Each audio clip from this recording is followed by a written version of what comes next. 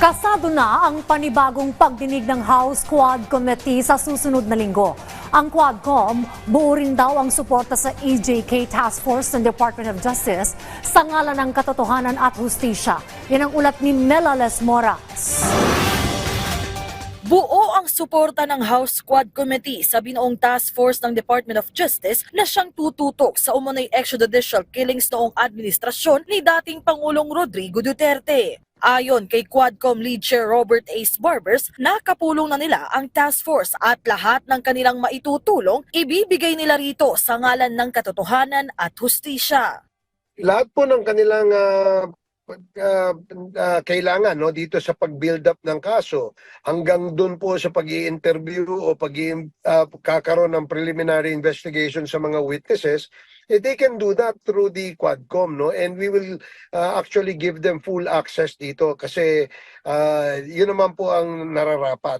Sa ikasampung pagdinig ng Quad Committee kahapon na umabot hanggang kaninang madaling araw, kabilang sa mga humarap sa joint panel ang mga kaanak ng umano'y EJK victims. Hanggang ngayon, emosyonal pa rin sila kapag pinag-uusapan ang mga kaanak nilang nasawi ng umano'y walang kalaban-laban. Sana po tulungan niyo kami na mabigyan ng katarungan para po maging mapayapa naman din po ang isip namin.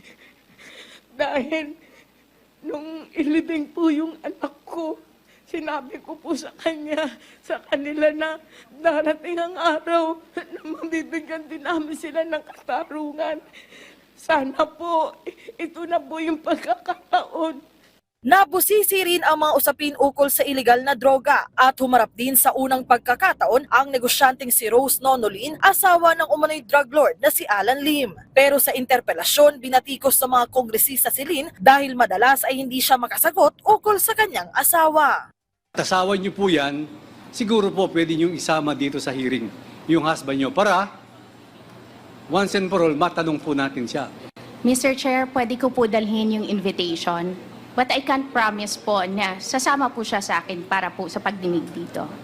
Lahat ng isyong ito iniuugnay kay dating Pangulong Duterte pero hindi na naman siya sumipot sa pagdinig. Sa isang panayam kay Duterte, binatikos pa niya ang Quadcom dahil kung ano-ano raw ang sinasabi laban sa kanya. Ang Quadcom desidido namang imbitahan muli kahit ang abogado ng dating presidente. We perfectly understand na ganun yung kanyang sentimiento tungkol dyan. In deference to him being the former president, we still will accord him all the necessary courtesy that we can extend to him for being the former president. Sa isang pahayag ni House Secretary General Reginald Velasco, kinumpirma naman niyang nakalaya na mula sa Custodial Center ng Kamara sina dating PCSO General Manager Royina Garma at dating NAPOLCOM Commissioner Edelberto Leonardo. Nakatakdang ipagpatuloy ng House Quad Committee ang kanilang pagdinig sa susunod na linggo. Melales Moras para sa Pambansang TV sa Bagong Pilipinas.